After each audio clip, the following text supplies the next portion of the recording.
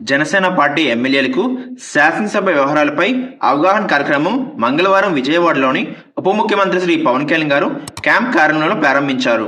కార్యక్రమంలో శాసనసభ వ్యవహారాలు, సభ నియమావళిని ఎమ్మెల్యేలకు తెలియజేశారు.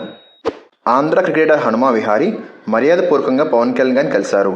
ఆంధ్రలో క్రీడా స్ఫూర్తి పెంచాలని కోరారు. పవన్ కళ్యాణ్ గారు స్పందిస్తూ అన్ని సౌకర్యాలు కల్పిస్తామని హామీ ఇచ్చారు.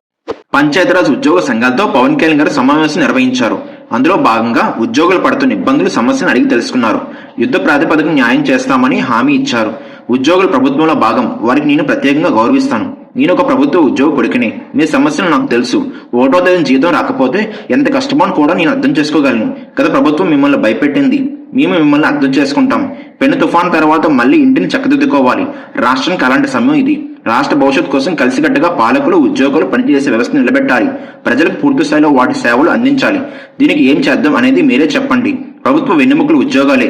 వారు నిర్లక్ష్యం చేసే వ్యక్తిని కాదు, చిన్న చూపు చూసే వ్యక్తిని అర్థగంట కాదు. మీ సమస్యలు నా సమస్యగా భావిస్తాను.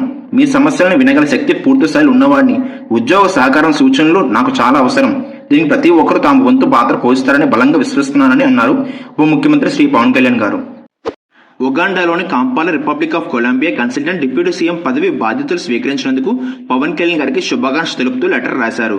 పవన్ కళ్యాణ్ గారు స్పందిస్తూ శుభాకాంక్షలు చెప్పినందుకు ధన్యవాదాలని తిరిగి లెటర్ పంపించారు. Thank you.